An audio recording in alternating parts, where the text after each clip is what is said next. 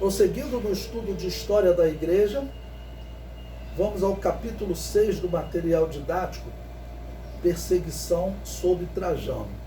Bom, nós vimos que Domiciano acabou assassinado e agora vamos destacar a pessoa de Trajano, um homem que ele também vai manter a perseguição. Aquela perseguição foi uma regra estabelecida porque os romanos acreditavam que os deuses ficavam aborrecidos e assim eles perdiam a guerra. Os deuses não determinavam mais a vitória para os romanos. Então, a perseguição vai ser abandonada por alguns, mas muitos imperadores vão manter essa mesma perseguição. Bom, então o número 1 diz: Imperador Trajano governou o Império do ano 98 a 117 da era cristã. Foi no ano 112, eu vou colocar aí agora uma citação de um historiador, Daniel Rups, ele tem uma enciclopédia, se vocês quiserem se aprofundar, ele tem uma enciclopédia muito interessante de história da igreja, em vários volumes, ele é membro da Academia Francesa de Letras, tem muita coisa interessante na sua história, só que ele é um historiador católico, não? Então, quando a Igreja Católica começar a adotar o paganismo, para ele é algo normal, tá bom? Mas esse trecho aqui, que ainda não tem aquela influência problemática dos católicos, ele faz um comentário interessante. Ele diz: foi no ano 112 que se definiu pela primeira vez a posição jurídica do cristianismo no Império, graças a uma correspondência trocada entre o legado imperial Plínio, o jovem, e o seu imperador Trajano. Ou seja, esse imperador ele vai trocar correspondências. E aí é interessante, é um documento oficial do Império Romano. Então nós temos um documento oficial, não dá para alguém dizer que é inventado, ok? Um documento oficial e como os imperadores romanos tratavam os cristãos. O artigo prossegue: a carta do funcionário e o reescrito de Trajano constituem os documentos mais importantes sobre a controvertida questão do sentido e do alcance das perseguições. São também importantes pelas informações que nos dão sobre o desenvolvimento da propaganda evangélica 80 anos após a morte de Cristo, e nos explicam a atitude de toda a dinastia antonina para com os cristãos, esse doloroso paradoxo de 4 soberanos verdadeiramente humanos e nada sanguinários, que durante o seu governo deixaram correr sangue inocente. Então, vai citar esses documentos, esse mesmo Daniel Rups. Ele continua: quando se encontrava viajando pelo leste das suas províncias, o legado recebeu várias queixas a propósito dos seguidores de Cristo, nascida das primeiras semeaduras evangélicas, talvez oriundas do próprio São Paulo. As comunidades cristãs tinham se já expandido consideravelmente pela Ásia Menor. Então, ele está descrevendo que o crescimento do Evangelho ele era considerável. Existem assim estimativas, mas as estimativas já dizem que o Império Romano ele estava igual os egípcios com os judeus, né? E que eles cresciam muito. Então o cristianismo crescia muito e isso vai incomodando o Império Romano, principalmente os sacerdotes que estavam perdendo o culto dele, né? O comentário prossegue: o fato modificou a vida social a tal ponto que chegou a inquietar os representantes da antiga ordem. Os templos estão desertos, negligenciam-se o culto e o comércio dos animais destinados ao sacrifício decaiu bastante. Vejam que esse historiador, eu gosto principalmente de história assim, de citar historiadores na íntegra, uma citação direta, porque é um comentário importante, mostrar que essa é uma visão de toda a história. Não é uma visão nossa particular, tá bom? Não é a visão da Assembleia de Deus, é a visão da história. Isso é o que a história diz. Realmente, os templos pagãos, eles começaram a ficar abandonados. Eu mostrei na aula passada para vocês podem voltar os vídeos, que a história diz por que Domiciano começou a perseguir e agora por que Trajano vai prosseguir na perseguição. A história diz: os sacerdotes culpavam os cristãos pelas derrotas de Roma ou pelos deuses não responderem. A culpa era dos cristãos que diziam que os deuses não existiam. E isso os imperadores vão então começar a obrigar os cristãos a reconhecerem a existência dos deuses. Era só o que o imperador queria. E muitos imperadores não acreditavam, na verdade, em nada. Eles eram dependentes dos deuses, então davam animais, davam sacrifício para os deuses. A história diz que eles mandavam sacrifício até para Jerusalém. Teve época que o sumo sacerdote rejeitou, aquilo deu uma confusão grande. Então eles não tinham essa religiosidade dos sacerdotes. Agora, os sacerdotes, esses que culpavam os cristãos. E aqui o historiador está dizendo, né, o comércio de animais caiu. Ok? As pessoas negligenciavam o culto pagão. Entre o culto pagão e o culto cristão, entre a doutrina pagã e a doutrina cristã, eles preferiam a doutrina cristã. Até porque tinha alguns povos, como os pagãos, que eles acreditavam que eles só iriam para o paraíso se eles morressem guerreando, morressem lutando com coragem. Então as mulheres, quando ouviam a pregação do cristianismo, basta mudar de vida, agir corretamente, crer que Jesus é o Redentor. Então o crescimento das igrejas também na região dos bárbaros, que estava, vamos dizer, ocupada por Roma, e Roma, na verdade, levou a civilização, a gente tem que reconhecer isso. Eles invadiram, destruíram muitas coisas dos bárbaros, mataram muitos bárbaros, mas levaram a civilização. Quando os cristãos, agora no século I ainda, no ano 100, os bárbaros já tinham sido, vamos dizer, controlados há cerca de 150 anos. Então havia muitas cidades. Os cristãos que foram para essas cidades, quando pregava para os bárbaros, então os bárbaros, eles começavam a abandonar os templos deles. E exatamente como os pagãos romanos. Porque todos eram pagãos, claro, né? Okay? Então isso a história diz que realmente foi assim um problema e isso gerou uma ira dos sacerdotes. Tanto eu fico com um questionamento na história que eu não tenho como responder, né? Eu não sei se realmente o demônio, por exemplo, mostrava alguma coisa para esses homens, se eles chegavam a ter uma visão diabólica. Eu não tenho como afirmar se isso existe. Tem espírita que diz que existe, né? Se eles recebiam uma visão diabólica e o demônio, por exemplo, não quis mostrar nada para jogar culpa nos cristãos. Ou se esses homens eram os farsantes, ok? Mas queriam manter aquele sistema daquela religião que dominava Roma, e aí inventaram essa história, porque assim os seus templos voltariam a estar cheios, porque havia uma ordem do imperador para todo mundo e para cultuar Júpiter. Então todos participavam do culto. Se não participasse, morria. O comentário diz, o comentário prossegue: levam ao legado alguns membros da seita e ele é obrigado a julgá-los. Mas, como bom jurista, sente-se embaraçado. Os processos instaurados em Roma e na província teriam revelado atos criminosos. Plínio, que é o homem que está escrevendo, né, falando do julgamento, Plínio nada sabe a esse respeito, mas lhe parece que esses cristãos que foram trazidos à sua presença tenham cometido atos repreensíveis.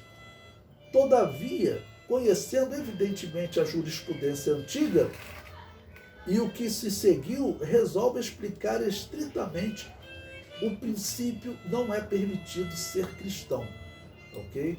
É que eles falavam um princípio que vinha de Nero, ok? Eles chamavam de Instituto neroniano, né, que na verdade dizia que é proibido ser cristão. Depois de ter feito os próprios acusados confirmarem por 3 vezes que eram cristãos, castiga-lhes a pertinácia criminosa e manda suplicá-los à exceção dos cidadãos romanos, que envia a Roma. E de tudo isso presta contas, convicto de ter procedido bem. Ou seja, o imperador então escreve, ele dizendo, né, como seria que eles deveriam agir. Okay? Bom, o texto de Daniel Rupes prossegue. Aparece um acusado que os denunciantes afirmam ser cristão. Ele nega ou então reconhece ter pertencido à seita, mas estar desligado dela há muito tempo. Posto à prova, adorou a efígie do imperador e os deuses dos templos e negou a Cristo. Então, olha só que carta e o que ele descreve, né? E eles capturavam algumas pessoas, aí teve uma pessoa que eles capturaram, o homem negou, né? Ele disse que não, já pertenci, mas eu voltei a adorar os deuses, ou seja, ele negou, ou então reconhece ter pertencido, mas estar desligado dela há muito tempo. Aí colocaram, bom, nós temos que te provar então, né? Aí você vai ter que participar de um culto pagão. Aí bota a efígie aí do imperador, você vai ter que adorar. Ele ia lá, reverenciava, nesse período já o imperador Trajano, né? Essa correspondência entre esse governador chamado Plínio e o imperador Trajano, tá ok? Então ele adora a efígie do imperador e também os deuses do templo, e negou a Cristo. Ou seja, parece que nós estamos diante de quê? Não parece ser alguém que se desviou do evangelho. Parece ser alguém que não resistiu e chegou lá e mentiu. Não, eu já tive, mas eu abandonei. E aí essa pessoa normalmente tinha que negar, e esse ato de negar, normalmente ele tinha que amaldiçoar o nome de Jesus Cristo. Era algo horrível, né? Então ele está descrevendo esse ato. O comentário prossegue. Pensando nas acusações que se propagam sobre as cerimônias e costumes cristãos, o legado procura saber se esses apóstatas, no tempo que eram cristãos, teriam cometido algum crime ou delito. Aí eles procuram saber, né? Mas o que? Ele matava pessoas? O que eles fazem? Aí o comentário prossegue. Todos o negam, mesmo depois de submetidos à tortura. Entre eles, 2 mulheres escravas que tinham sido diaconisas numa comunidade. Todos proclamam que a sua única falta como cristãos tinha consistido em reunir-se antes da aurora para entoar salmos à glória de Cristo, em jurar que nunca seriam ladrões, assassinos ou adúlteros, e em tomar uma refeição em comum, sempre que as autoridades não proibissem as suas reuniões. Então eles estão falando, olha, nós não cometemos crime nenhum, mas o crime, ele vinha de onde? Ele vinha de Domiciano. O crime seria não adorar os deuses pagãos, não adorar aquela religião que, como ficou provado na história, ela nasceu em Babel, e é por isso que ela é chamada de Babilônia apocalíptica. Okay? Então ali eles tinham que adorar aquela figura de Júpiter. E quando questionados se praticaram algum crime ou delito, eles disseram que não, o nosso delito é nos reunirmos, é só isso. O comentário prossegue. O historiador romano Plínio envia uma carta ao imperador Trajano propondo a forma de brecar o cristianismo, ou seja, apostasia. Vamos procurar ver uma maneira deles apostatarem da fé. Ou seja, provavelmente ele estava vendo, segundo a história, pessoas que apostatavam da fé, ou seja, negavam, e depois essas pessoas tinham dificuldade para continuar no cristianismo. Não é fácil você ser obrigado a amaldiçoar o nome de Jesus, a participar de um culto de junta envolvendo possessão demoníaca. Como ficava a consciência desses cristãos depois? Era uma dificuldade terrível, né? Nós sabemos que Deus perdoa, mas que não era uma situação fácil, não era. Bom, aí o Daniel Rupes, esse historiador, vai fazer um comentário apresentando o documento do historiador Plínio. O texto de Plínio diz: é o próprio nome de cristão que é punível?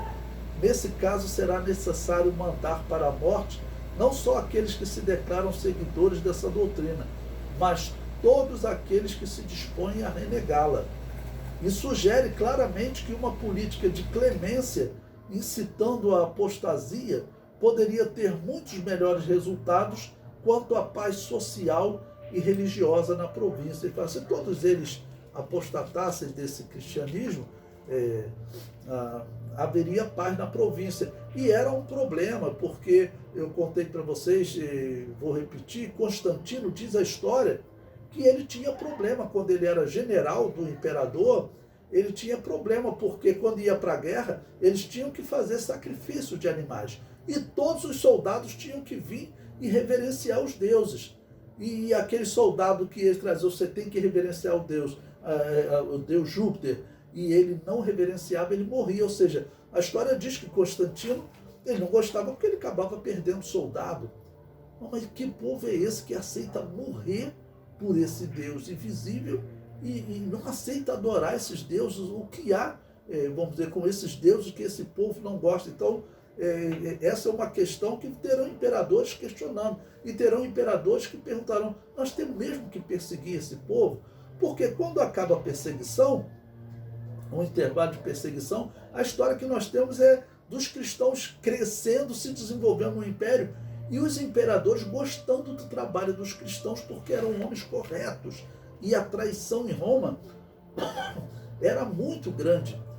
Mas aí o imperador tem que mudar, tem que começar a perseguir, porque eles vão para uma guerra e ele tem que fazer um pacto com os deuses. E como ocorreu com Domiciano, a regra era, os sacerdotes diziam: esses cristãos estão atrapalhando a ação de Júpiter. Aí ele ia perseguir os cristãos. O comentário prossegue. Trajano decidiu reduzir a perseguição aos cristãos. Então, esse documento, olha que interessante, ele responde a Plínio e ele vai dizer para reduzir a perseguição aos cristãos. Então, veja o texto, porque é um documento interessante, isso é um documento verdadeiro, comprovado. Ele diz, o imperador diz: não devem ser procurados, e se forem trazidos e o reconheceres, devem ser punidos. Mas aquele que negue ser cristão e o demonstre, por exemplo, suplicando aos nossos deuses, mesmo que tenha tido conduta suspeita no passado, deve ser perdoado. Ou seja, está dizendo o seguinte: bom, um cristão que se ele servir aos nossos deuses, não mate ele, porque surgirão problemas na história. Existem casos em que o cristão ele negava Jesus para não morrer, adorava os deuses pagãos, participava do culto do demônio, e aí o soldado ia lá e matava o cristão. Então, agora o imperador está dando uma ordem para perdoar eles, né? E para concluir, ele diz: mas em última análise, é um documento bastante ambíguo e equívoco, como observa Tertuliano quando diz ironicamente: o cristão é punível, não porque seja culpado, mas porque foi descoberto, embora não se devesse procurá-lo. Ou seja, a ordem do imperador é uma ordem contraditória, não procura não. Mas se eles forem capturados, aí obriga a servir os deuses, se servir, perdoa, se não, ele deve ser morto. Okay? Então, quer dizer, você deve matar alguém, mas que você não deve nem procurar ele, porque, na verdade, os cristãos não geravam problema nenhum. Para o império, com certeza, o cristão verdadeiro, ele é bom para um governo. O cristão verdadeiro, ele não quer trair o seu chefe, ele não quer trair o seu diretor, não quer trair o seu presidente. O cristão verdadeiro, se ele tem um trabalho a fazer, a história demonstra o que a Bíblia exige e que é o sentimento cristão, é dele ser correto em tudo, ele não mentir. Então isso aí era bom para os imperadores. Roma era a capital da mentira. É muito comum na história do Império Romano generais romanos fazerem acordos com bárbaros, mas depois eles pegam e descumprem o acordo e matam. Talvez um dos maiores exemplos, posso pegar depois, mas vocês pesquisem, o massacre que os romanos fizeram aos bárbaros que viviam na região do atual Portugal, os patrícios, né? Eu não sei precisar, mas acho que foi até próximo dessa época. Houve algumas rebeliões no Império Romano, estavam com muitas rebeliões próximo do ano 100. E diz a história que os da região de Portugal, teve uma época que eles se aliaram aos bárbaros, aos inimigos de Roma. Então Roma chamou eles para fazer, depois que Roma venceu, Roma chamou eles para fazer uma aliança, e aí vieram todos os líderes das tribos dos patrícios, né, da região de Portugal, e quando eles vieram para a reunião, o Império Romano matou todo mundo. Então, era muito comum a mentira. Então, você encontrar pessoas que se recusavam a mentir, isso os imperadores gostavam, mas eles tinham que matar porque os sacerdotes do culto pagão diziam que eles atrapalhavam os deuses darem a vitória aos romanos. E aí, cada guerra que eles se envolviam, então, era normalmente o momento de perseguir os cristãos. E Trajano mantém esse padrão.